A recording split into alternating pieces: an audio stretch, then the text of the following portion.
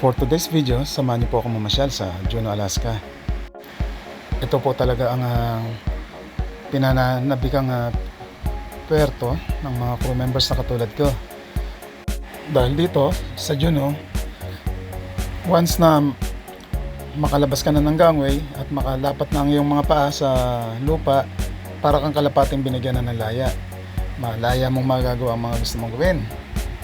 Isa na nga dyan ang pamamasyal, kung mahilig ka mamasyal, video-video, picture-picture, tapos nandyan din ang mga souvenir items.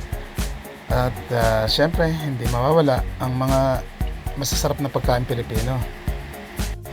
Kaya yan, paglabas mo pa lang, makikita mo na ang napakaaliwalas na kapaligiran. Hindi nalalayo sa aking hometown na Bulubundukin. Ang wala nga lang kami ay ang yelo, at dito ay talagang malamig. Kahit natunaw ang yelo, sadya namang talagang napakalamig pa rin. Ayun na nga, malapit na tayo sa downtown, at ayan yung station ng cable car. Gustuin ko mang sana paminsan-minsan sumakay ng cable car, hindi rin magagawa, gawa ng talagang limitado lang ang oras. 2 oras lang ang binibigay sa amin, 2, maximum na ang 3 oras pagka bebenasin ka. Ayan, syempre ang unang stop namin ay ang Padalahan. Diyan nga kami nakikita-kita mga ibang lahi, tulad ng Indonesian, Indian, meron ding European na mga nagpapadala. At syempre at the same time, ito ay bilihan din ng mga souvenirs. Dito ako namimili ng mga sombrerong inuuwi ko pampasalubong. At saka meron din silang mga groceries, vitamins, at kung ano-ano pa. At saka talaga namang napaka-friendly ng kabayan. Talaga namang napakaraming souvenir items na pwede mong ibilin at iuwi. Eh nga si Inday, tuwan-tuwa kasi nakapagpadala na. Meron din silang mga dilata dyan, tulad ng spam. At marami pang iba, mga makakain. Ayun na nga, yung nakapili na ako ng bibilin ko sa ngayon, 2 sombrero lang muna. At sa mga susunod na linggo na rin siguro ako bibili ng karagdagang mga sombrero na pasalubong. Isa pa nga pala sa pinupunta ng mga crew members dito ay ang Costco, na talaga ng mga, kung ikaw ay bibili ng bultuhan ay napakamura talaga.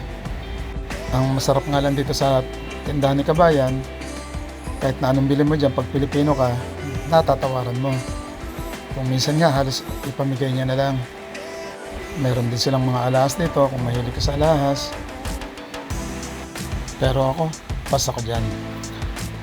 Ang badang ipinunta ko lang dito ngayon sa araw na ito ay ang bumili ng konting souvenirs, yun nga yung mga sombrero, at magpadala ng pera sa bahay. Meron din silang mga sapatos dito at saka mga bags. Bagamat may kamahalan ng bagya, ay makakasiguro ka naman sa quality. Talaga ng mga authentic at saka mga legit na branded talaga. Ito nga yung Alaskan na fudge na sikat din dito sa Juneau. Napakarami rin pumupunta dyan para tumikim ng mga freshly baked na cookies at mga fudge. At syempre, dahil nga sikat yan dito, hindi pwedeng hindi natin tikman kahit paano. Kaya ayoko mapapasyal kayo rito sa Juneau, may re-recommend ako sa inyong tikman itong mga fudge nila rito. Talaga namang napakasarap at lahat ay bagong luto. Siyempre, wag lang din tayo sa sobra, talaga namang lahat yan ay matatamis. At siyempre, dapat meron din tayong Red Dog Saloon na sombrero. Kung pabango naman ang hanap nyo, nandito na lahat. Talaga, napakamura. Ang kagandahan pa rito ay nakakahingi ka ng discount. Kaya lang talagang sa tax ka naman babawian. Napakalaki talaga ng tax dito. Pero masasabi mo pa rin mura ang mga bilihin ditong pabango. Lahat na yata ng brand nandito.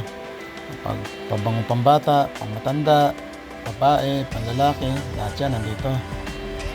At syempre, hindi rin pwedeng uuwi tayo ng wala man lambit-bit na konti pabango. Dapat meron din kahit paano. Kaya lang talagang naghahanap ako ng mga sale. Ayun nga, nakakita ako ng sale. binigyan pa ako ng discount dyan. At syempre, mawawala bang pagkain? Isa nga yan talaga sa mga inilalabas namin mga crew members. Dahil dyan, nakakatikim kami ng mga pagkain Pilipino. At syempre, hindi rin mawawala ang konting kasiyahan, happy bago umuwi ng barko. Yan na nga. Tapos na naman po ang mga maliligayang araw ni Kuya Ron. Pabalik na naman ng barko. Back to reality na naman. Pero at least, masaya po tayong babalik ng barko at matutulog dahil nagawa natin ang dapat gawin at mabigyan ng konting kasiyahan ng sarili. Hanggang sa muli po. Maraming salamat po sa panonood.